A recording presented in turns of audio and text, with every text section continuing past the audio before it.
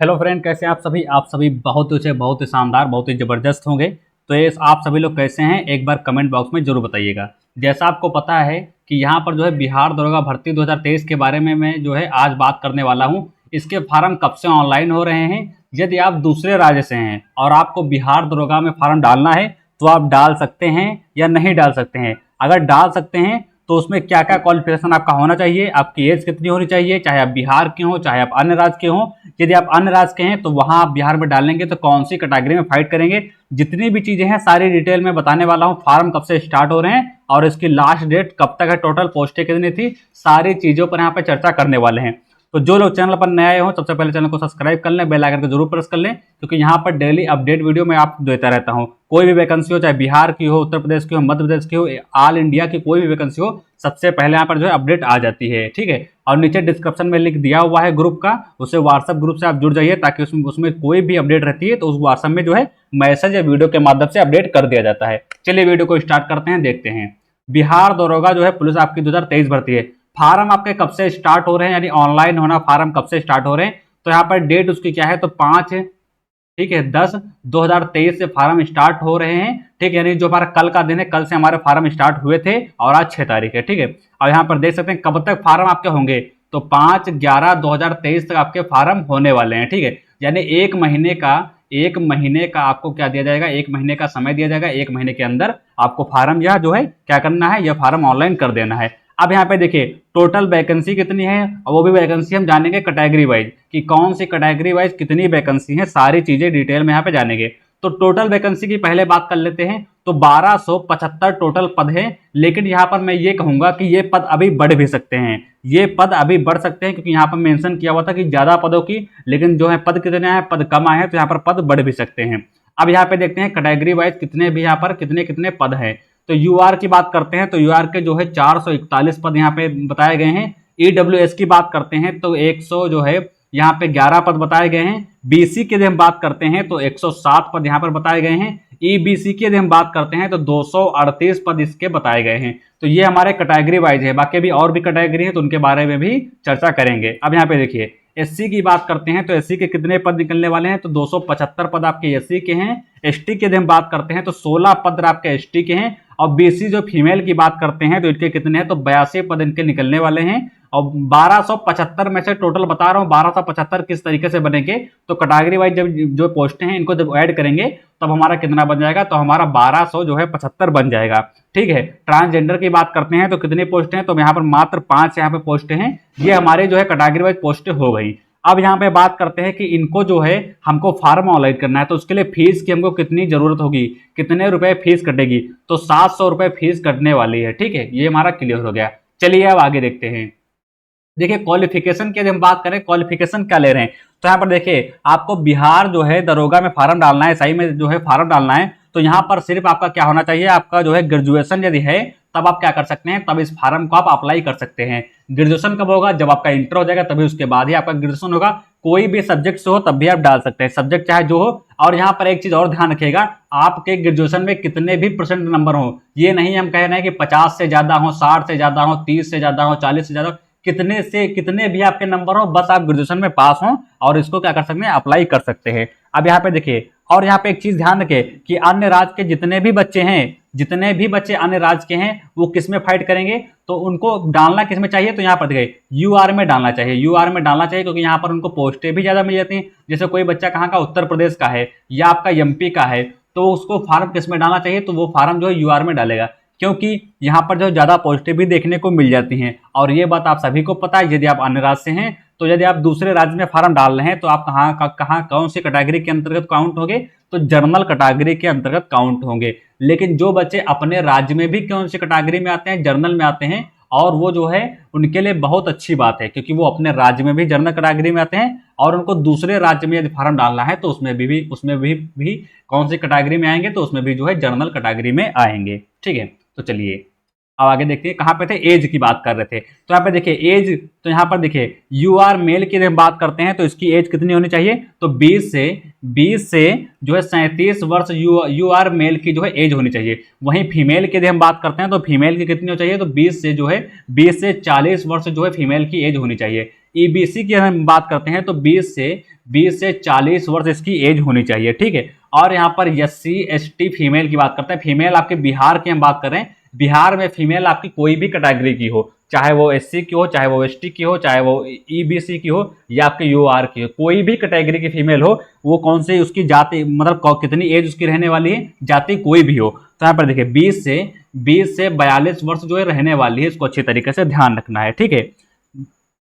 अब चलिए आगे देखते हैं। आगे देखिए हाइट की हम बात करते हैं, इसमें हाइट भी ली जाती है। तो हाइट कितनी ली जाती है, तो यदि हम मेल की हाइट की बात करते हैं और मेल में हाइट उसकी भी जो है कैटेगरी वाइज हाइट ली जाती है। तो यहाँ पर देखिए यदि जर्नल और ओबीसी की बात करते हैं तो कितनी हाइट ली जाती है, तो 165 सेंटीमीटर ली जाती है। किसकी, मेल की बात कर रहे हैं, यानी मेल आपका यदि जर्नल है या आप ओबीसी में आते हैं तो आपकी 165 सेंटीमीटर ली जाएगी, या आप अदर कोई कास्ट है यानी अदर कोई आपकी कैटेगरी है तो कितनी ली जाएगी, तो वहां पर आपकी जो है 160 सेंटीमीटर ले जाएगी। ये मेल की बात हो गई। अब फीमेल के बारे में देखते हैं, हाइट फीमेल के बारे में। यदि आप फीमेल है, यदि जर्नल में आती है या ओबीसी में आती है तो उसकी हाइट कितनी होनी चाहिए, तो उसकी 155 सेंटीमीटर हाइट होनी चाहिए। या कोई अदर कैटेगरी में आती है तो उसकी हाइट जो है तो भी उसकी हाइट 155 सेंटीमीटर होनी चाहिए। यानी यहाँ पर मेल आपकी कोई भी हो, यहाँ पर मेल आपका कोई भी हो तो वो आपका जर्नल में आता है तो यहाँ पर 165, यदि अदर में आता है तो 160। यदि फीमेल आपका जनरल हो, ओबीसी हो, अदर हो, यानी कोई भी कैटेगरी का हो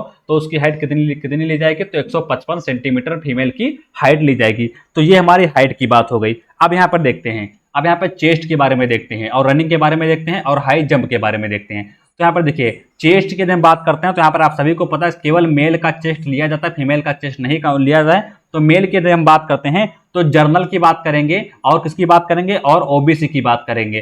तो जर्नल में यदि आप हैं, यदि आप ओबीसी में हैं तो आपका चेस्ट कितना होना चाहिए, तो आपका चेस्ट जो है 81 से 86 होना चाहिए, 81 से 86 आपका होना चाहिए, ठीक है। यदि आप जो है अदर किसी में आते हैं, यदि आप जो है अदर किसी जो है कैटेगरी में आते हैं तो आपका 79 से आपका कितना होना चाहिए, 79 से आपका 84 सेंटीमीटर होना चाहिए, ठीक है। ये आपका चेस्ट की बात हो गई। अब यहाँ पे देखिए रनिंग आपकी जो है वो मेल की भी होती है और फीमेल की भी होती है। तो मेल की रनिंग की हम बात करने वाले हैं। तो यहाँ पे चलिए मेल की रनिंग की बात करते हैं तो कितनी रनिंग होती है, तो 1.6 किलोमीटर क्या होती है, 1.6 यहाँ पर जो है किलोमीटर मेल की रनिंग होती है। कितनी टाइम कितना दिया जाता है, तो यहाँ पर 6 मिनट और आपको 30 सेकंड दिए जाते हैं, 6 मिनट 30 सेकंड दिए जाते हैं। यानी कि आपको 1600 मीटर रेस जो है वो 6.5 मिनट में निकालनी है। ये आपका मेल का हो जाएगा। फीमेल की वही बात करते हैं हम, तो फीमेल में जो है 1 किलोमीटर की रनिंग दी जाती है और टाइम कितना दिया जाता है, तो टाइम आपको 6 मिनट का दिया जाता है, ठीक है। बाकी रनिंग कोई विशेष बहुत ज़्यादा हार्ड नहीं है, नॉर्मल सी रनिंग रखी गई है जो कि आप आसानी से निकाल सकते हैं, ठीक है।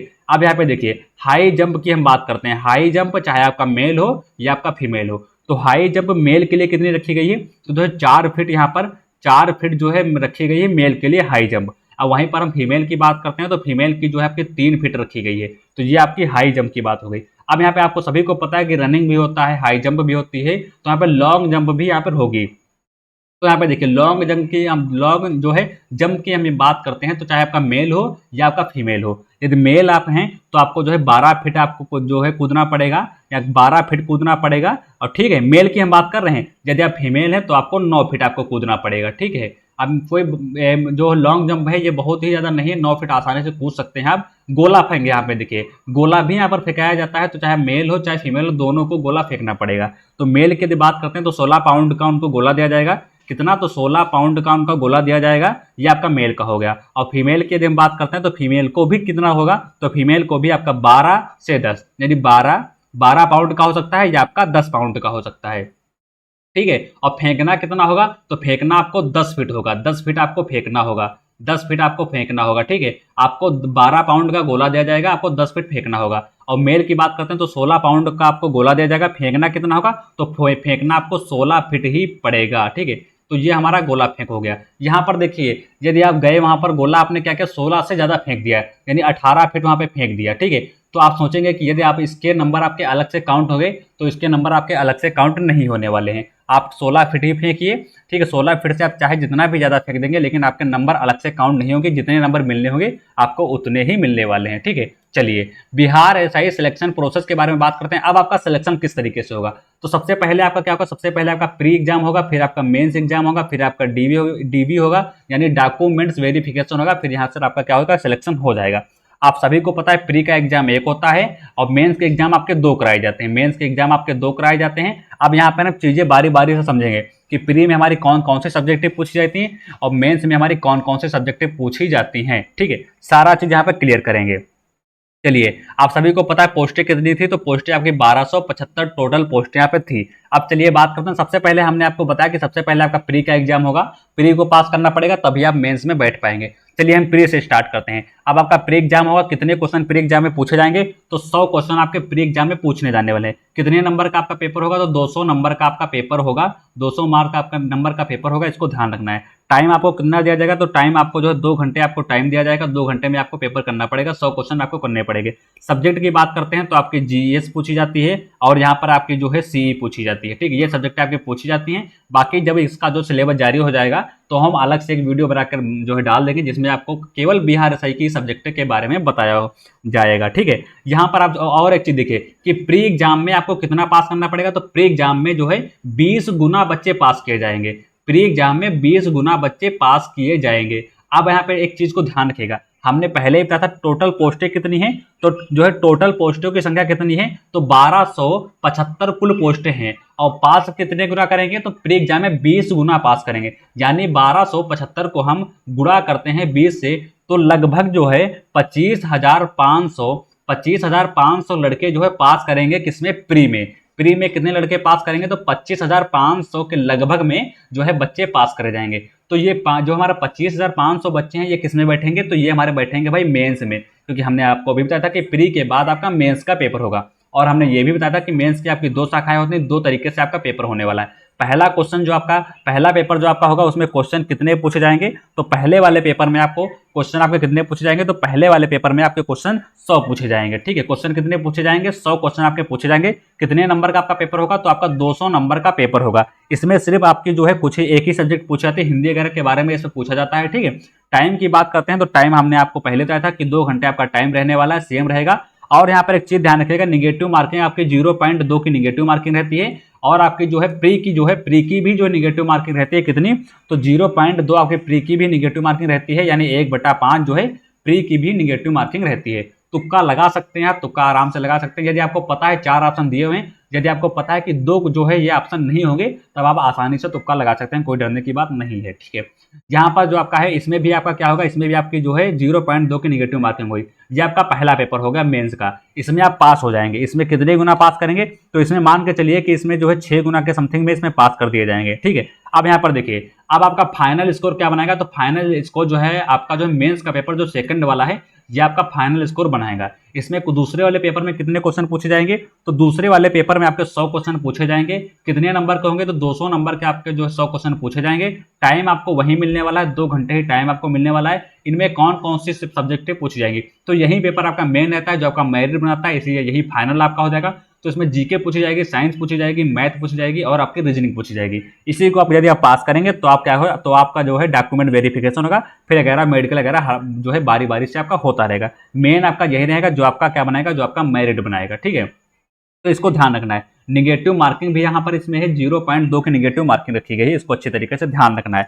अब यहाँ पर देखिए इसके जो सब्जेक्ट में कौन कौन से सब्जेक्ट से कितने क्वेश्चन पूछे जाते हैं, अब मैं यहाँ पे बताऊंगा। ठीक है, कोई ऐसा तो नोटिस जारी नहीं हुआ है कि उसमें बताया गया हो कि ये जो है ऐसे ऐसे सब्जेक्ट से इतने क्वेश्चन पूछे जाएंगे, लेकिन हमने यहाँ पर हमने यहाँ पे 2021 में जो आपका बिहार एसआई का पेपर हुआ था उसके आधार पर यहाँ पर सब्जेक्ट में जो है कितने कितने क्वेश्चन पूछे जाते हैं, कौन कौन से सब्जेक्ट से वहां पर निर्धारित किए हैं। चलिए यहाँ पर देख लीजिए, प्रीवियस ईयर का आपका जो एग्जाम को हुआ था उसमें उससे जो है हम यहाँ पर जो है अपनी गणना करते हैं। यहाँ पर देखते हैं कि कितने कितने क्वेश्चन 2021 में पूछे गए थे, वो भी कौन से सब्जेक्ट से। हिस्ट्री की बात करते हैं तो हिस्ट्री के आपके 10 क्वेश्चन पिछली बार पूछे गए थे, 10 के आसपास पूछे गए थे। यहाँ पर मान के चलिए जो आपका पेपर अब होगा एसआई का, जो आपका पेपर होने वाला है 2023 वाला, इसमें भी जो है इसी के आसपास आपके क्वेश्चन पूछे जाएंगे। हम क्लियर नहीं कहेंगे कि हिस्ट्री से आपके 10 ही क्वेश्चन आएंगे, 8 भी आ सकते हैं और 11 भी हो सकते हैं, इसके आसपास में आएंगे। लेकिन जो 2021 का पेपर हुआ था उसी के हिसाब से यहाँ पर हम इसकी गणना कर रहे हैं। ठीक है, हिस्ट्री की बात करते हैं तो हिस्ट्री से आपके 10 क्वेश्चन पूछे जाएंगे। जियोग्राफी की बात करते हैं तो जियोग्राफी के आपसे 15 क्वेश्चन पूछे जाएंगे। पॉलिटी की बात करते हैं तो पॉलिटी से आपके 10 के क्वेश्चन के लगभग में पूछे जाएंगे। इकोनॉमिक्स की बात करते हैं तो इकोनॉमिक्स से आपके 5 क्वेश्चन, 5 से 6 मान लीजिए क्वेश्चन आपके पूछे जाएंगे। करंट अफेयर आपकी बहुत ही ज्यादा भारी मात्रा में पूछी जाती है, इसके 20 क्वेश्चन आने वाले हैं तो करंट अफेयर को बहुत ही अच्छी तरीके से ध्यान रखना है, ठीक है। बाकी साइंस की बात करते हैं तो साइंस के आपके 3 क्वेश्चन भी पूछाते हैं, यानी आपके करंट अफेयर हो गई और आपकी साइंस हो गई। इसके ये जो क्वेश्चन है भारी भारी मात्रा में पूछे जाते हैं। और मैथ और रीजनिंग की बात करते हैं तो इसके 10 क्वेश्चन पूछे जाते हैं। मान के चलिए 5-6 क्वेश्चन इसके आ सकते हैं और 5-6 क्वेश्चन इसके आ सकते हैं, आसपास में रहने वाला। तो ये हमारा औसत रहता है। टोटल क्वेश्चन हमारे 100 पूछे जाएंगे, इसको ध्यान रखना है, टोटल क्वेश्चन हमारे 100 पूछे जाएंगे। तो ये हमारा 2021 के गणना के अनुसार हमने बताया है कि ये आपका आगे चलकर इस तरीके से पूछा जाएगा। बाकी जब भी सब्जेक्ट आपका जो है कोई नोटिफिकेशन सब्जेक्ट का आएगा, तब हम आपको क्या है वीडियो बनाकर भेज देंगे, केवल सब्जेक्ट पर ही कि कितने सब्जेक्ट से कौन कौन क्वेश्चन आपके पूछे जा रहे हैं। ये कोई ऑफिशियल नोटिफिकेशन नहीं है जिसे हम लिए हैं, हम अपनी गणना करके यहाँ पर बता रहे हैं, ठीक है। तो वीडियो अच्छी लगी तो वीडियो को लाइक कर देना, कमेंट कर देना, शेयर जरूर कर देना, ताकि सभी के पास वीडियो पहुंच जाए। और हमने वीडियो को स्टार्ट करने से पहले बताया था कि नीचे डिस्क्रिप्शन में लिंक दिया हुआ है व्हाट्सएप का, जा करके आप उससे जुड़ जाएं। चाहे बिहार की हो, किसी भी राज्य की हो, या ऑल इंडिया की हम बात कर रहे हैं, कोई भी वैकेंसी निकलती है, कोई भी नोटिफिकेशन जारी हो, तो सबसे पहले वीडियो बनाकर डाल दिया थी। यदि आप यूट्यूब की नोटिफिकेशन से नहीं आपको पढ़ पा रहे, नहीं आपको समझ में आ रहा है, या नहीं वीडियो जान पा रहे, तो जाकर ग्रुप से जुड़ जाइए। जल्द ही उसमें जो है कोई भी वीडियो आती है सबसे पहले उसी में जो है भेज दी जाती है, आप उससे वॉच कर सकते हैं, ठीक है। तो वीडियो को शेयर कर देना अपने दोस्तों के पास, पसंद आई हो तो लाइक जरूर कर देना। मिलेंगे अगले नेक्स्ट वीडियो में, तब तक के लिए नमस्कार, जय हिंद।